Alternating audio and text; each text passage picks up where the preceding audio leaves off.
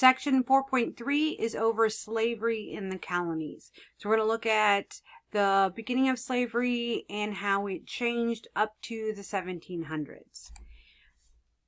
Slavery in the world today looks like this. There's the term manumission. Manumission is the term we use for the act of freeing a slave. So rather it's them gaining their freedom through the death of someone in a will, they're given their freedom, someone else giving them their freedom, you buying their freedom, or somebody paying for their freedom. That's all manumission. All of it, it's the same term, manumission. Today, in the world, slavery does exist. The beginning of slavery was about 10,000 years BCE. We know for a fact in the written record that slavery existed. The International Labor Organization today keeps track of how many slaves there are in the world. The last check was in 2018. The Global Slavery Index of 2018 is roughly 30 million people in the world are slaves in the world. And slavery exists in a wide variety of places, everything from the Middle East, in Africa, North Korea. These locations all have forms of slavery in it. And what are these forms of slavery? The number one is debt slavery. So if you were to borrow money from a money lender or someone, then you would be indebted to them until you paid off. So you would be a slave to them until it is paid off. And it's not just you, your family is involved in this too. They will be paying off your debt as well. If you die before your debt is paid off, then it still continues. Your family has to keep paying until it is paid. And it's you, your children, your grandchildren, however long it takes to pay off the debt. We also have bonded slaves and sexual exploitation, both of these illegal. Bonded slaves are those individuals who are trafficked to a location and held captive and forced to work until their passage is paid off. And then sexual exploitation, that we do know that sex trafficking does exist, and so they're all counted in the estimate of how many slaves there are in the world at any given time. The African slave trade, 66% of the African slaves that will be transported to the New World through the colonies happens between 1701 and 1810. 1810, there will be a law that comes out that eliminates the African slave trade, the international slave trade, but it still will be allowed inside the United States at that time. Slaves, primarily, 50% of them are going to go to sugar plantations in the Caribbean. The Caribbean islands has the most slaves within it. 33% are going to go to Brazil. Another 10% to Spanish-held America. So this is Mexico, the Central American locations. A tiny bit will go to Florida, the coast of Florida. Primarily, most of them go to that of Mexico. Only 7% are actually going to go to the British colonies. And those are the southern British colonies. In New England, up in that area, Puritans and Quakers, they don't agree with slavery, so they're not going to have slavery within it.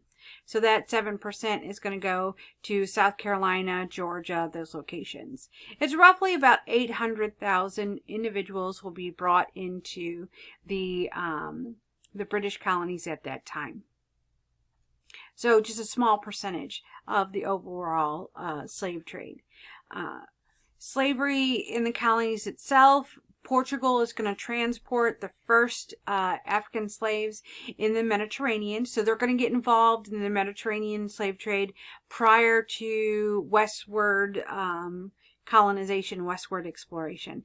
But they're going to bring that into that of the Caribbean islands. Cuba, Hispaniola, when the native population begins to die out, and it doesn't take very long. 1492, Columbus shows up. By 1501, they have their first slave market because the Tanos people are gone.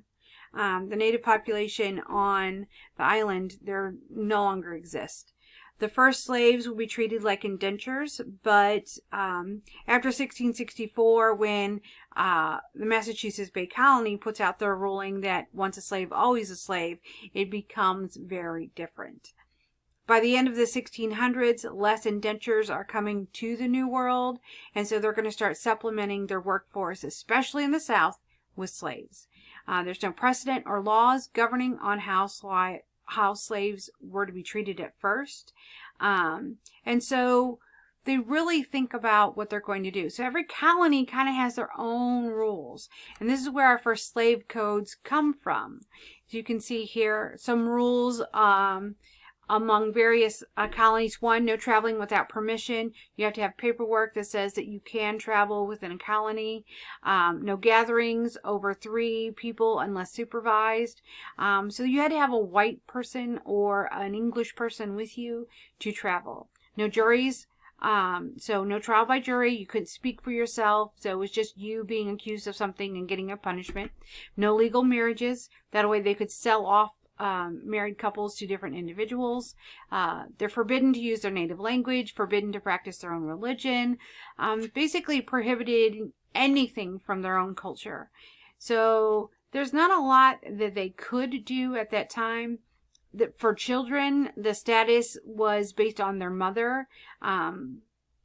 So if their mother was a slave, then they were a slave. And this allowed for them to cover those white men who took advantage of black slave women, and what children would come out of that. So the status of the mother is the status of the child. They're also going to separate children from their mothers relatively early. As soon as they could wean them off of their mother, and they could, be on their own, eat on their own, they could walk, they were handed off to usually an older woman who took care of all the children. So separate them away from their mothers. So they didn't have that mother-child bond. Easier to sell them off. So these slave codes aren't going to be definitive. They're going to be just basic codes throughout the colonies themselves. Them trying to understand, make rules on what they could do. We have the triangle trade, which is the trade route from the Caribbean, Europe, and West Africa. So you start with slaves in West Africa, and they travel westward to the colonies, and then they pick up raw goods and materials there, take those goods to Europe, exchange those for completed items, and then take those completed items to the African coast, trade them for slaves. So it is this triangle that they did. In 1675, over 100,000 slaves are now in the Caribbean. Only 5,000-ish are in the English colonies, however. And it's very important. The Puritans very much disagreed. The Quakers absolutely did not want slavery whatsoever. And so very few slaves are going to go into New England, where we really get our first colonies.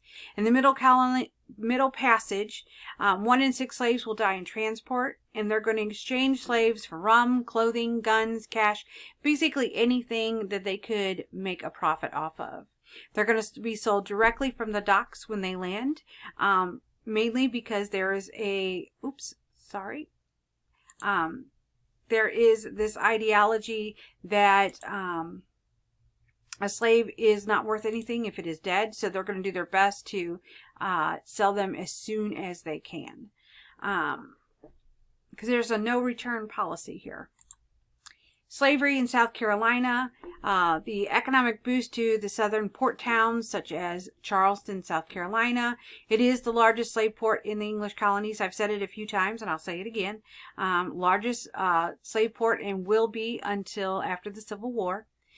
By the mid-1700s, Great Britain is now the largest slave transporter in the world through the triangle trade. Trading is very profitable. Slavery is the #1 fastest way to make money in the New World. They're going to perpetuate the idea that Africans are not real people, that they're actually beasts of burden. And so for those individuals who want to push back against slavery and say these are human beings, traders will be like, no, it's not a human being, it's a beast of burden. And it helped change the mindset of the colonials to accept slavery in that time period. By 1700, 11% of the population is of African descent. Slavery is more likely in the Chesapeake Bay area because of tobacco. Tobacco is a hand-picked item.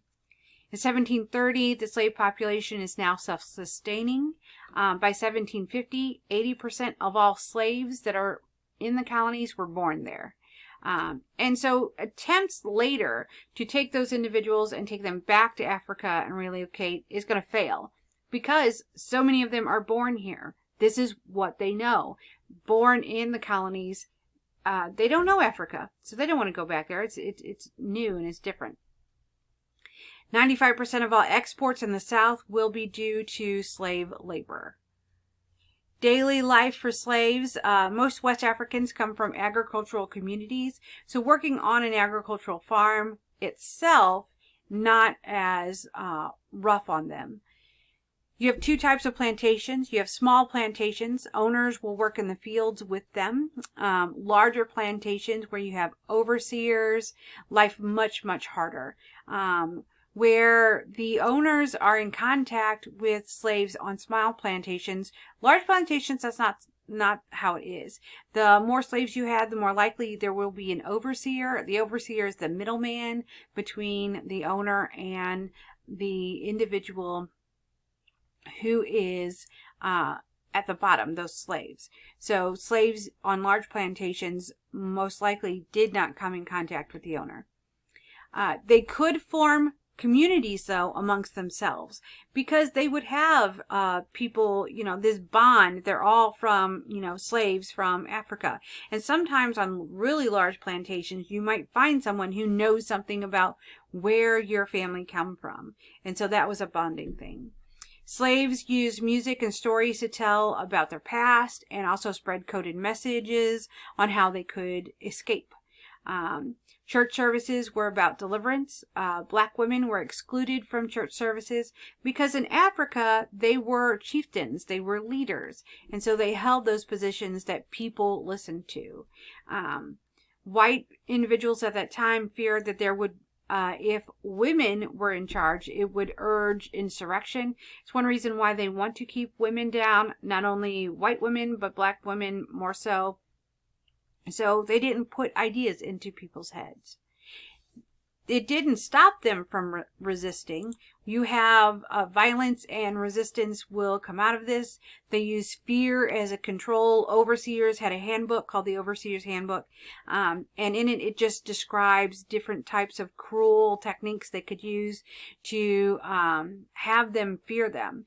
Fear of violent punishment, fear of being sold, fear your family being hurt if you try to run. Running away was something that they did, but very few of them succeeded. We have a situation where only about 1 in 100 actually made it to freedom. So running away, not as effective as you would think. Other ways that they would resist: working slowly, sabotaging crops, stealing tools and hiding them, faking an injury, or stealing food. All of these ways to resist that would give less harsh of a punishment than if they ran away. Okay. There were some revolts that happened. The first one, the New York Revolt, 1712. 23 slaves are going to rise up and kill 9 white individuals. It's the second largest city at that time. New York was behind Charleston when it comes to slaves. So Charleston number 1, New York City number 2. The militia will find them and kill all of those involved. They're going to basically burn them alive, which is a very harsh punishment. The Stoner Rebellion, September 9th, 1739. It's the largest British uprising prior to the American Revolution of slaves themselves. And 20 African-born slaves are going to be involved. It starts with an Angolan by the name of Jemmy. He is going to rise up and attack the store where he's at. He's going to kill the 2 shopkeepers in it. Then the 20 of them are going to head down the Stono River here, as you can see, the Stono River. And their goal is to get to Charleston, which is over here in the red. Get to Charleston, steal a boat, and head back to Africa. They never make it because when they get to this bend in the river right here where my mouse is, you can see.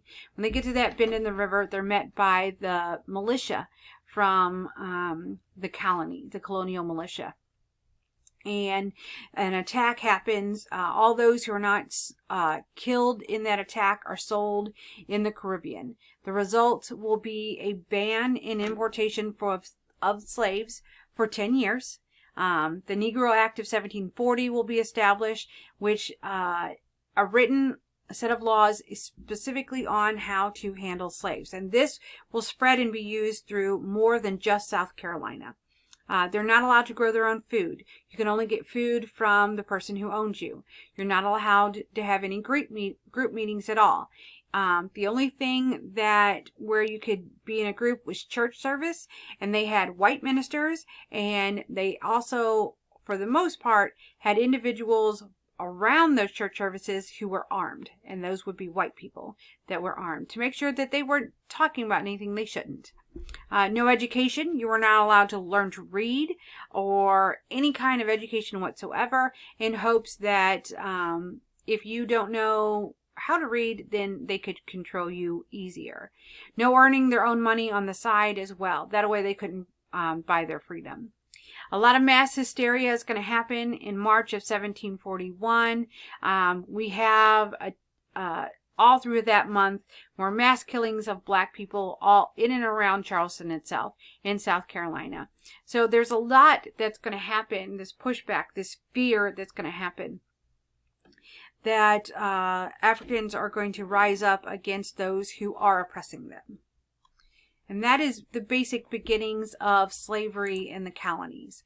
So the next section, 4.4, is called The Age of Reason, because it's about the American Enlightenment in the 1700s.